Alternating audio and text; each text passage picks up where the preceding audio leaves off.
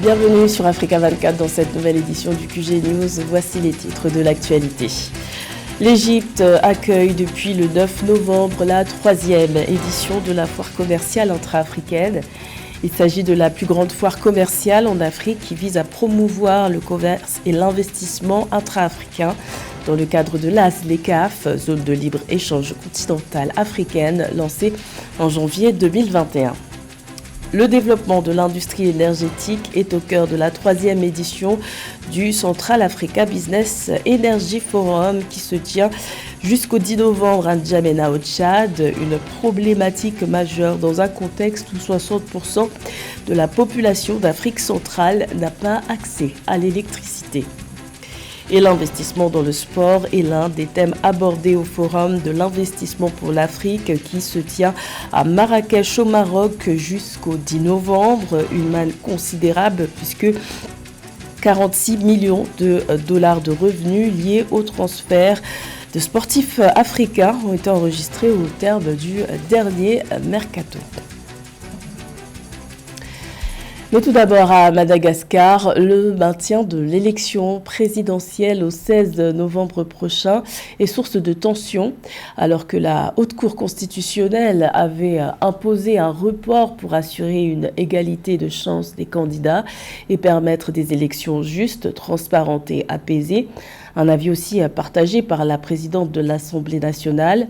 Le camp du président sortant, Andra Joël, a affirmé le 9 novembre qu'il n'y avait aucune raison de reporter cette échéance. Rappelons que depuis des semaines, la candidature du président sortant fait l'objet d'une controverse, notamment en raison de sa double nationalité franco-malgache. Un argument de l'opposition qui a fait l'objet de 3 recours qui ont tous été rejetés par la justice malgache. 13 candidats sont en course pour la magistrature suprême et 11 d'entre eux se sont rassemblés dans un collectif pour dénoncer un coup d'État institutionnel du président sortant, Andra Joël, favorisé selon eux. Ils exigent un scrutin juste et équitable. Renforcement des relations bilatérales entre le Burkina Faso et la Russie. Le ministre burkinabé de la Défense, Kassoum Koulibaly, était à Moscou le 7 novembre. Il a été reçu par son homologue russe, Sergueï Shoïgou. Au menu des discussions, défense et économie. Une nouvelle étape dans le développement de leur partenariat. Plus de détails avec Nathalie Mo.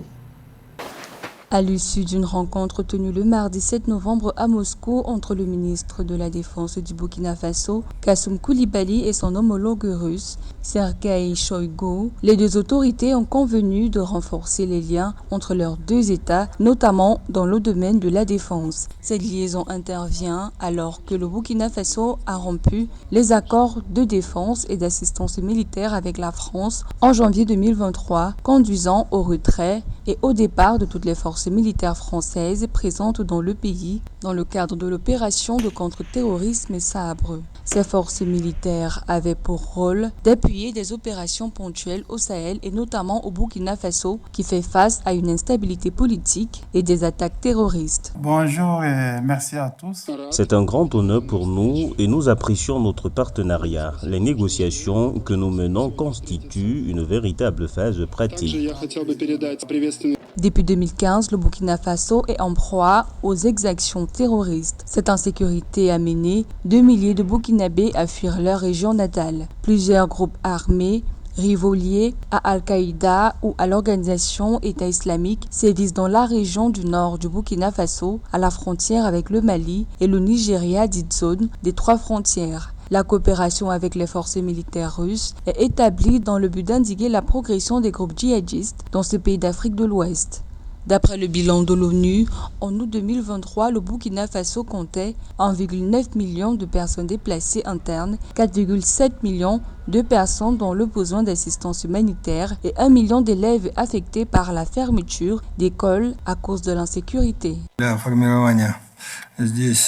Merci pour votre arrivée rapide en Russie pour former une délégation interministérielle et pour votre volonté de travailler à l'augmentation de notre coopération dans le secteur de la défense et dans l'économie. Les relations entre la Russie et le Burkina Faso sont bonnes, basées uniquement sur les principes du respect mutuel et de la prise en compte des intérêts de chacun, et ces dernières années, ils ont pris une dynamique positive.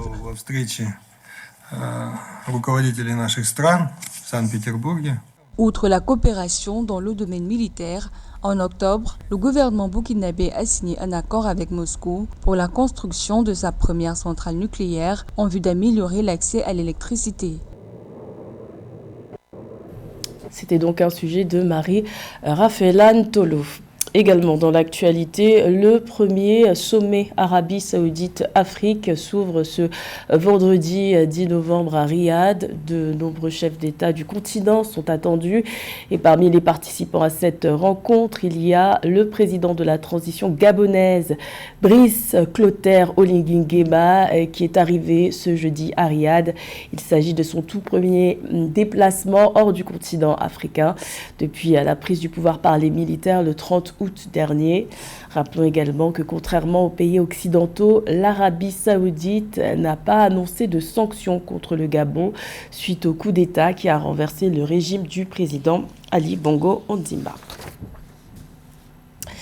L'Égypte accueille jusqu'au 15 novembre la 3e édition de la foire commerciale intra-africaine. Il s'agit de la plus grande foire commerciale en Afrique. Objectif affiché, promouvoir le commerce et l'investissement intra-africain dans le cadre de la zone de libre-échange continentale africaine lancée en janvier 2021.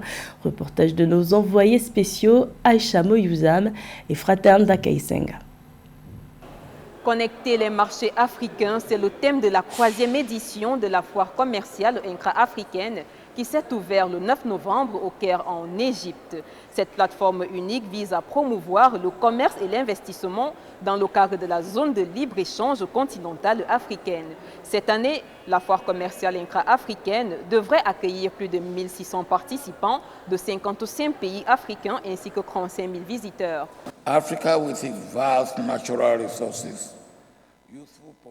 L'Afrique avec ses énormes ressources naturelles, une population très jeune et une diversité culturelle inégalée présente un potentiel de croissance important.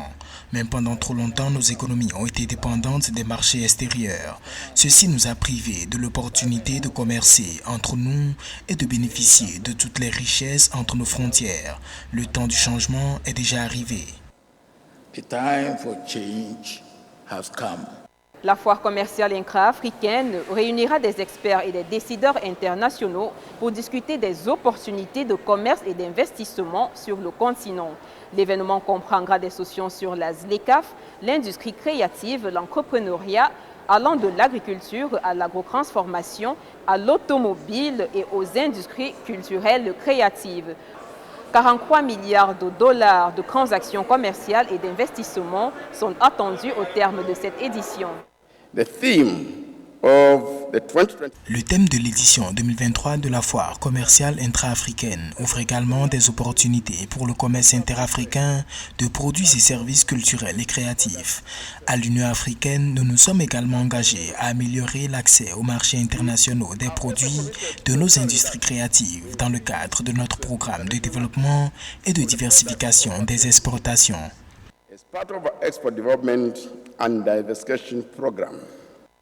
Rappelons que la zone de libre-échange continentale africaine, dont la première phase est entrée en vigueur en 2021, vise à créer un marché unique de plus de 1,3 milliard de personnes et d'un PIB de plus de 3 400 milliards de dollars. La foire commerciale intra-africaine, à travers l'organisation des événements comme la Creative Africa Nexus Programme, qui met en avant les talents de l'industrie créative africaine, est une étape importante dans la réalisation de cet objectif. Aïcha Moyouzami, Fraterne Dakaisenga pour Africa 24, depuis le Caire en Égypte.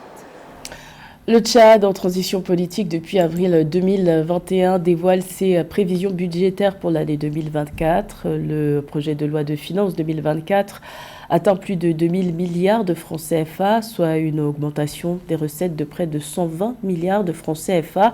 Cette hausse touche principalement 8 secteurs prioritaires, comme nous l'explique Nathalie Mo. Le projet de loi de finances 2024 du Tchad est à la hauteur des défis du gouvernement. Le 8 novembre 2023, l'exécutif tchadien a adopté des prévisions budgétaires estimées à plus de 2004 milliards de francs CFA contre 1884 milliards de francs CFA en 2023. Ce budget, qui prévoit une hausse de près de 120 milliards de francs CFA de recettes, s'équilibre à des dépenses évaluées à 1935 milliards de francs CFA au cours de l'exercice à venir. Malgré le contexte de transition, ainsi que les défis sécuritaires, économiques, humanitaires et sociaux, le projet de loi de finances 2024 est atypique à plus d'un titre. De par son niveau de recettes prévisionnelles jamais égalé, de plus de 2004 milliards contre 1884 milliards en 2023, contre des dépenses de l'ordre de 1935 milliards. Ce budget permet aussi de prendre en compte les engagements issus du dialogue national inclusif et souverain et consacre le retour à l'ordre constitutionnel en 2024. 8 secteurs prioritaires voient leur budget connaître une hausse dans le projet de loi de finances 2024 du Tchad. Une hausse de 18% pour la santé publique, l'éducation et l'hydraulique, 49% pour la justice et 23% pour la culture sera accordé par le gouvernement. Par ailleurs, un coup de pouce sera donné à la solidarité nationale, dont le budget va connaître une augmentation de 11%. Une enveloppe de 5 milliards de francs CFA va bénéficier à la lutte pour la sécurité alimentaire. Ce projet de budget accentue la mobilisation des ressources avec des mécanismes de retenue à la source, de divers impôts fiscaux, douaniers et domaniaux, le recours à l'e-tax ainsi qu'une lutte contre l'évasion fiscale, la fraude et la contrebande. Toutes ces initiatives permettent à l'État d'assumer la totalité de ses obligations vis-à-vis des partenaires sociaux, de ses partenaires internationaux, ainsi qu'en matière de fonctionnement et d'investissement. Des réformes ont également été entérinées pour permettre une exécution optimale de la loi de finances 2024 au Tchad. Ainsi, le gouvernement prévoit l'interdiction des dépenses avant ordonnancement et ce projet de loi a également vocation à encourager l'investissement. Il réduit de 35 à 30% le taux de l'impôt sur les sociétés hors secteur minier et pétrolier. De plus, le gouvernement envisage la construction et l'aménagement de 14 axes routiers. Toujours au Tchad, N'Djamena accueille jusqu'à ce vendredi la 3e édition du Central Africa Business Energy Forum. Investisseurs, chercheurs, autorités institutionnelles sont réunis autour d'un sujet majeur, trouver une solution à tous les problèmes énergétiques que rencontre l'Afrique centrale. Reportage de nos envoyés spéciaux au Tchad, Mahamat Ramadan, Olivier Fankam et Joseph Moifou. Dans la sous-région Afrique centrale, 60% de la population n'a pas accès à une électricité de qualité, malgré un énorme potentiel de production d'énergie, notamment dans l'hydroélectricité, la biomasse et le gaz naturel. C'est dans ce contexte de trouver des solutions à ces problèmes que rencontrent les États que se tient en N'Djamena au Tchad, la 3e édition du Central Africa Business Energy Forum. L'objectif affiché est de développer l'industrie énergétique dans la sous-région Afrique centrale et ses environs. Les populations de l'Afrique centrale ont besoin de l'industrialisation. Les populations ont besoin d'avoir l'électricité chez eux. C'est très simple. Nous avons besoin que notre sous-région se développe. Pour se développer, nous avons besoin de l'énergie. L'énergie est la base de tout développement économique. Donc vraiment, il n'y a pas à dire que sont les enjeux, nous les construisons tous, nous les vivons tous les jours. L'organisation du Central Africa Business Energy Forum va favoriser les échanges et les discussions pour aider la sous-région à atteindre rapidement ses objectifs énergétiques qui serviront à coup sûr de levier de croissance des énergies grâce aux avantages concurrentiels générés par la baisse des coûts de production liés à l'énergie. À la sortie de ce forum, je voudrais voir les résolutions sur des projets concrets pour que nous, professionnels, puissions nous engager pour le développement de l'énergie dans la sous-région. Les travaux dont l'ouverture officielle a eu lieu ce 9 novembre 2023 rassemblent experts, chercheurs, industriels, investisseurs et autorités institutionnelles qui vont fédérer leur énergie autour de la prospective et des stratégies opérantes pour réaliser le potentiel énergétique de la sous-région et ainsi doper sa croissance. L'événement, placé sous le haut patronage du président de transition du Tchad, Mahamat Idriss Déby Itno, a pour thème central capitaliser sur les opportunités d'investissement en infrastructures énergétiques en Afrique centrale et assurer la sécurité énergétique dans la sous-région grâce au partenariat public-privé. Depuis N'Djamena au Tchad, Mamad Ramadan, Olivier Fankam, Joseph Mouafou pour Africa 24. Environ 46 millions de dollars, c'est le montant des revenus liés au transfert des sportifs africains au terme du mercato. Les chiffres ont été publiés par la FIFA en septembre dernier. Une somme qui confirme l'importance d'investir dans le sport pour stimuler les économies du continent africain. Le thème est d'ailleurs abordé au Forum de l'investissement pour l'Afrique qui se tient à Marrakech, au Maroc, jusqu'à ce vendredi. Les précisions de Server Andouk. Le mondial de rugby 2023, remporté par les Springboks d'Afrique du Sud, a généré une cagnotte d'environ 2,4 milliards d'euros. Les chiffres sur les transferts des joueurs au terme du mercato, publiés par la FIFA en septembre 2023, s'élève à 7,36 milliards de dollars, dont environ 46 millions de dollars enregistrés par les clubs africains. Ces chiffres, qui n'incluent pas l'ensemble des secteurs de l'économie du sport, pourraient s'élever à des niveaux vertigineux. Ils témoignent surtout du potentiel du sport en Afrique, tel qu'a essayé de démontrer Herbert Mensah, le président de Rugby Afrique, au Forum de l'investissement pour l'Afrique 2023 à Marrakech. Le sport est la voie à suivre. Il ne s'agit pas de donner de l'argent. Il s'agit d'investir dans un nouvel avenir qui a toujours existé et qui, en fin de compte, vous permettra de rentabiliser votre investissement. Cela créera de la stabilité pour nous et pour la croissance et garantira le succès pour tout le monde. L'Afrique est certainement le meilleur endroit au monde. Le sport est un facteur indéniable de développement économique et bien plus, un produit d'investissement très rentable. La CAN de football, l'événement sportif le plus suivi du continent, a par exemple généré une hausse de 3,9% dans le secteur touristique sud-africain en 2013, ce qui implique une incidence directe sur toute la chaîne de valeur du tourisme et la croissance de l'économie globale du pays. Malheureusement, le continent est victime de l'exode de ses sportifs, faute d'investissement. Un nombre important de champions sportifs mondialement connus sont originaires d'Afrique. Le cas de Mohamed Farah ou encore de Charlotte Bango, tous doubles champions olympiques. Pour Herbert Mensah, il est impératif d'investir dans le sport africain pour prendre le lead sur ce secteur dont l'Afrique jouit d'un grand potentiel. Il faut comprendre qu'à la fin, nous gagnerons de l'argent et nos actionnaires seront satisfaits plutôt que de laisser d'autres profiter. Nous avons de l'or, mais pas de raffinerie d'or. Du pétrole, mais pas assez de raffinerie de pétrole. Du cacao, mais pas assez d'usines de transformation du cacao. Nous avons les meilleurs athlètes. N'attendons pas que d'autres investissent et en bénéficient et que nous nous retrouvions à travailler pour eux. Le secteur du sport génère 2% environ du PIB mondial, soit environ 1200 milliards d'euros. Investir dans le sport permet d'engendrer des mutations profondes des environnements éducatifs tels que les centres sportifs et les activités socio-éducatives qui s'avéreraient être une stratégie de développement efficace favorisant l'inclusion et la cohésion sociale. C'était le journal de la rédaction. Merci de l'avoir suivi. L'information continue sur Africa 24.